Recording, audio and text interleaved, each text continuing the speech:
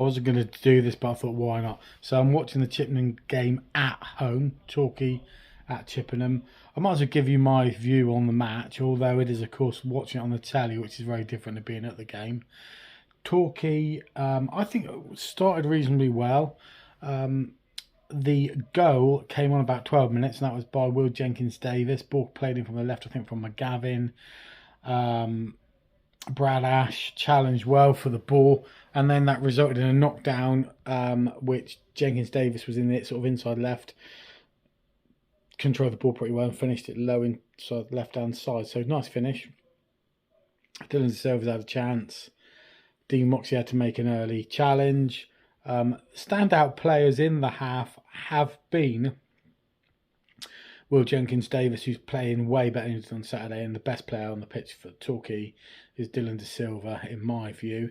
I think Asa Hall at times has shown a little bit of composure and trying to bring the ball down, because it does look like it's windy, wet, difficult conditions. Torquay had the wind in their back and they were going downhill. They're 1-0 up, of course, at half-time. I think they're going to have it a bit easier going into the wing, because they can poke the ball through and it'll hold up. Now, running across the back four, you got Archie Harris at left back. Let's put the team up there. You got Archie Harris at left back, Ollie Tomlinson, Dean Moxey, Mark Halstead, of course, in goal. Ross Marshall at right back. You've got Brett McGavin, who's doing okay as the holding of a midfield three, with Jenkins-Davis, who does seem to be getting forward on occasion, and Asa Hall. Out on the left is Ethan Archer, who's been pretty quiet, and Brad Ash has done okay up top. And then De Silva down the right-hand side. I'm going to show you a couple of photos over there, just some stills from the match, just to make it a bit more interesting. Why on earth not? So let's move myself over. You can see a few of those. So the talking points, really, De Silva did have, after we were a goal up, De Silva did have a left-footed shot coming in from the, he came in from the right, skipped past the player and fired a left-footed shot past the near side right-hand post. Brad Ash had a header. That was from I think it was a De Silva. It might have been a Ross Marshall, not sure. Probably De Silva cross.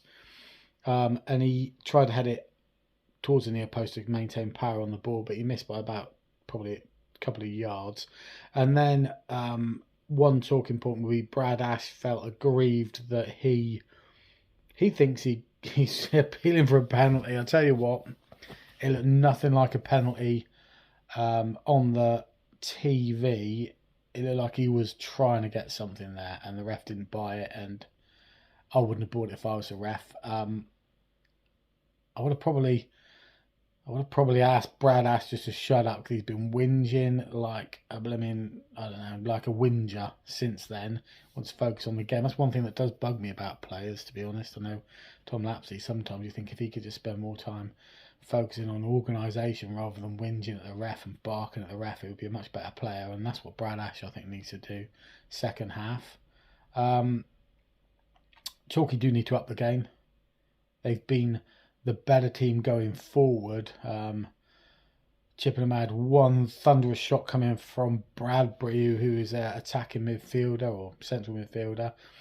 I think he could have pulled the trigger a few times, and I think he'll be looking to pull the trigger in the second half if he gets forward with the wind in his back, because we are sitting off him a little bit. They've got a right winger who looks reasonable. He had a shot blazed over as well. So the game is not over. I think Torquay will do better in the second half going into the wing, because the ball held up, as I said. But they've got to make sure they close down Bradbury in the middle of the park, get the ball to De Silva. Ethan Archer's got to up his game, and I'll be looking, hopefully, to get Lewis Collins involved at some stage, and maybe Tom Lapsley. So don't go anywhere, because I'm going to tell you all about the very end in a moment, and we'll get straight onto that second half report. Up the goals. Face says it all, folks. 1-1 final score. Torquay slow out of the blocks, really, I thought, in the second half. Into the wind, I thought they might get hold of the game, but they didn't. They seemed to give Chippenham almost an opportunity to build a bit of confidence, and the game certainly wasn't going our way at that wasn't a really controversial moment. It was just a moment of the game that went wrong for us. So there was one touch there where the ball got played into Ash and he tried to control it, hit him in the face, came back down. On the left-hand side, Ethan Archer tries to pass all the way across the pitch, doesn't legislate for the wind, goes behind. Dylan De Silva, they take the throw quick. The guy runs through, showing a lot more energy than the Torquay side at the time. Will Jenkins-Davis puts a leg out, drops a guy, yellow card all day long, gets sent off. He'd already been booked, so it's just like almost like a lapse of concentration and a moment of urgency by Chippenham. Then within a moment or two of that, it's on about 68 minutes, 65 minutes, something like that. Then within a moment, Chippenham went down the right-hand side, crossed the ball in, slid in by McClure. Lapsley was on the pitch by now, but all this happened after Hazel was replaced by Lapsley, and that made it 1-1. Lewis Collins came on.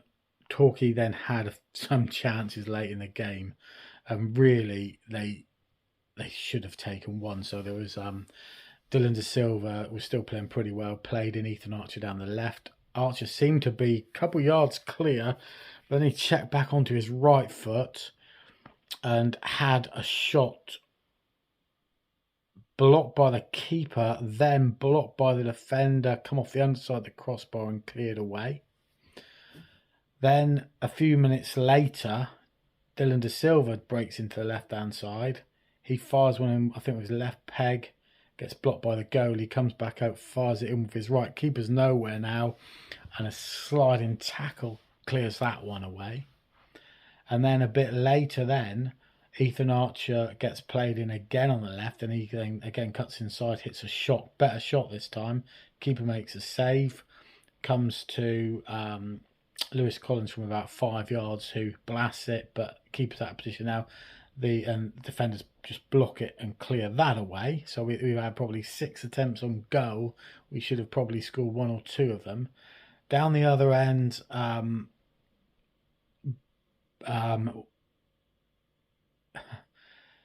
there were Mark Howster was, as my mate would say, busier than a one-legged man in an ass-kicking contest.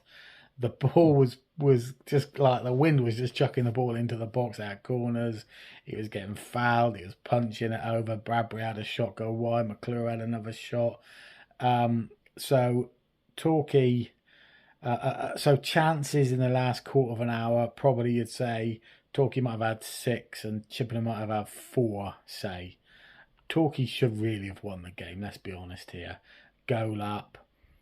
Lapse of concentration for about 3 or 4 minutes, but I think that the win was almost lost, if you like, was thrown away in that first quarter of an hour of the second half, where Torquay didn't up the tempo. When it went 1-1, actually for 5 minutes there, Torquay seemed to be busy again, really had a bit of a go. Let's show you some photos again like I did earlier on, just to cheer you up. And I don't know what Gary Johnson's going to say. I think the referee had a pretty fair game. I loved the commentator on the television. I thought he was fun. I thought he was pretty fair. But I think the ref was fine today. There was nothing controversial in terms of decisions. Fair play to Chippenham. I think they deserved the draw, possibly. Torquay looked like they were going to win. Looked like they chucked it away.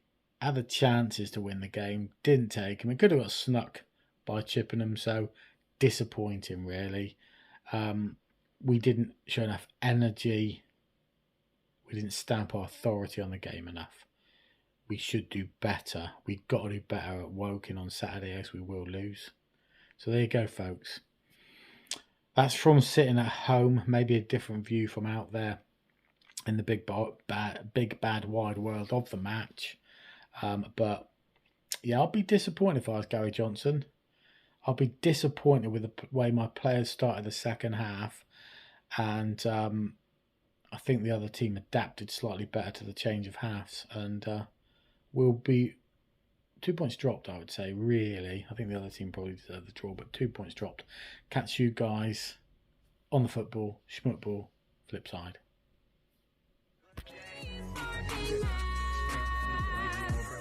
It's not couldn't have said it better myself.